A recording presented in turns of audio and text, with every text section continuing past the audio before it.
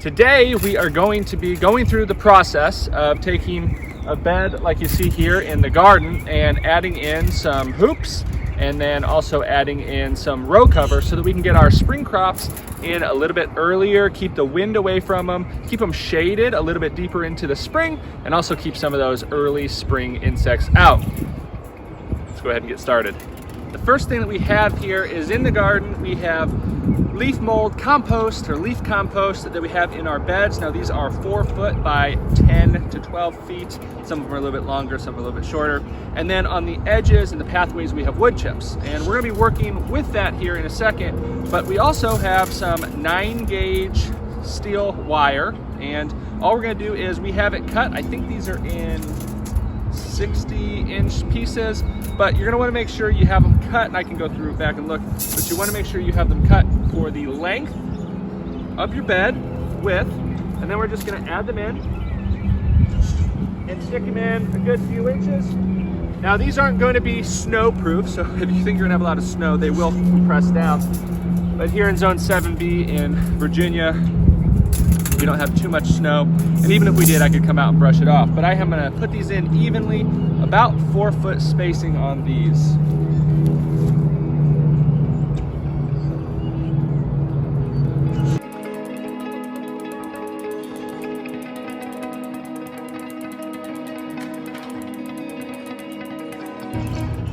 One thing to note when you are putting these in or cutting the steel wire is to make sure that you have it high enough. Now, if you're going for some spring brassicas, some smaller spring brassicas, you can go pretty low. If you're growing things like these broad beans, which we're gonna be putting in here, you're gonna need to either put in taller hoops, you could use 1/2-inch EMT, or just understand that this is just going to be an early spring fix, and then we'll pull this row cover off as the weather heats up and as our broad beans grow in. So now that we have our steel wires in, let's go ahead and plant up our crops. The crops that we're growing here again are going to be broad beans or fava beans. We have 5 rows of spring brassicas already in, so kale, collards, kohlrabi, Brussels sprouts, a lot for spring greens, and a few roots in there, some turnips, and we can pan over there and just see the row covers that are already in. This is just an ag fabric, ag 19, so it's very thin. It's not going to add much frost protection, but the great thing about these crops are we don't need a lot of frost protection. What we are looking for is a little bit of a windbreak, or a lot of bit of a windbreak, some moisture retention, and then also as we get into spring, some insect repellent or a little bit of a barrier from the insects. And again, once it really starts heating up, the fabric will need pulled over or pulled off if the crops aren't quick turning over. Like some of these cauliflowers or sprouting broccolis, 50 days, they're gonna be ready to roll, and we can kind of pull that cover off. They're gonna be heading up and we'll get something out in a week or so. So that's the way to go. But here we're gonna plant our fava beans or broad beans, and they're gonna be in about a spacing of around a foot spacing. And we have these in just 2-inch pots, and these were grown off about 2 weeks ago, I think. They're about 14 days old, already getting pretty big.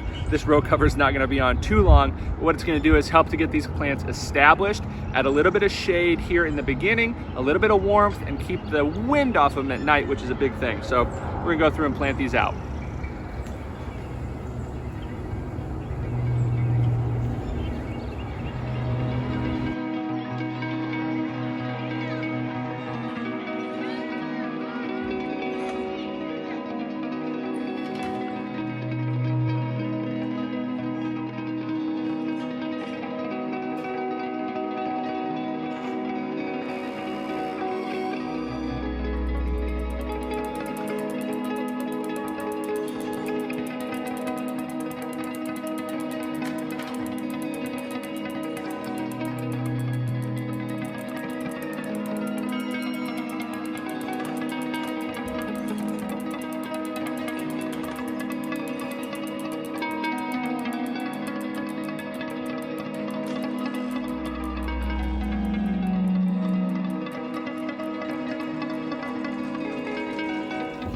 Now that we got all the favas planted, or whatever plant you have planted, we're gonna go ahead and water in really nicely. Now I'm not using drip, on these beds, if you're using drip, you'd want to water them in, but since we're kind of focusing on letting these go and kind of dry irrigation, we're going to really water them in. Make sure they're nice and watered so that there's enough moisture to be conserved while they're covered up, but also just so that they get established well and so those roots can really find a nice deep footing.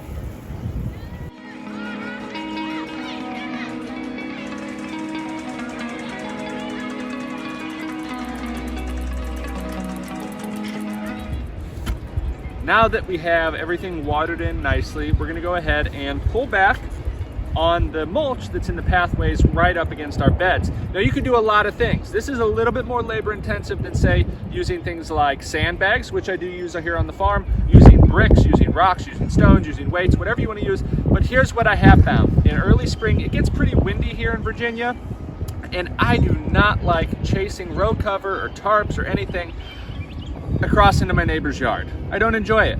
And also, we really do have a heavy insect load that comes in a lot of times on our fall or our spring brassicas, not so much with broad beans, but just so you know, understand that if you really want an insect tight, moisture retaining, wind resistant row cover, then utilizing your surroundings, piling up dirt, using soil, using some compost. Here we've got mulch in the pathways, and that's what we're going to use, and that's kind of my favorite option so far these days. It's easy to pull up, you can pull it up. It's not so easy to get in and out of, but you can utilize it quite a bit. So that's what we go with, and you kind of do you on it.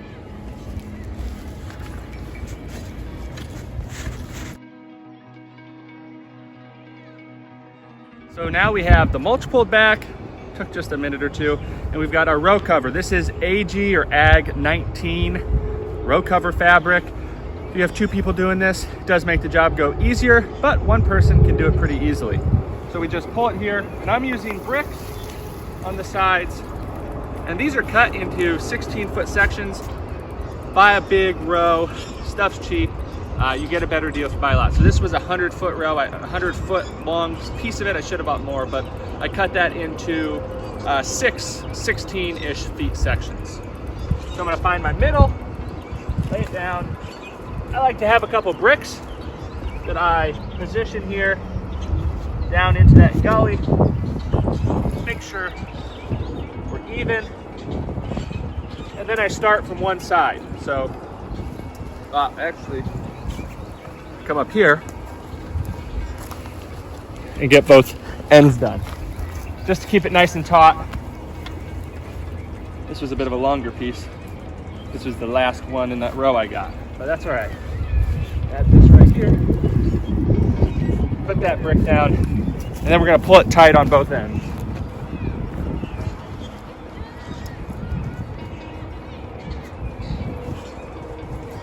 Nice and tight. Pulling on those cables a bit. Now here on the ends, I'm just gonna roll it and pull over our leaves, compost. Again, you can add simple sandbags, you can add rocks, stones, whatever you have at your disposal. This is kind of the cheapest, most secure, most insect-proof way of going, especially if you're doing things like spring brassicas.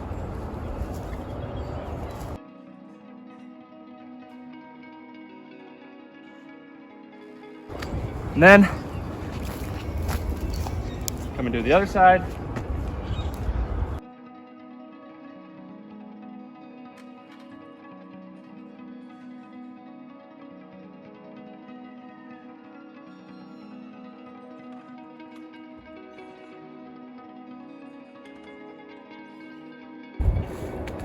Here's our two sides. And lastly, and I do have a lot of slack here just because that was the end of my roll, we're gonna roll this in.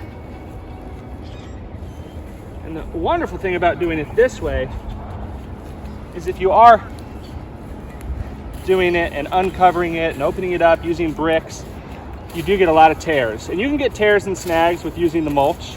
I mean, it is sticks. But since it's kind of just sitting here and we're gonna let it go until we need to pull it up, it really does a great job. And there you go, just a few minutes you've got your early spring crops in, protected from the wind, which is the major thing because these crops can deal with the frost, right? This Ag 19 is kind of the lower end of thickness in that fabric. So you're not getting a ton of frost protection, but you are getting a wind break. You are heating up more in the daytime, maintaining a bit more heat during the nighttime, and you're also maintaining some moisture. Again, you can also keep the bugs off of your spring brassicas.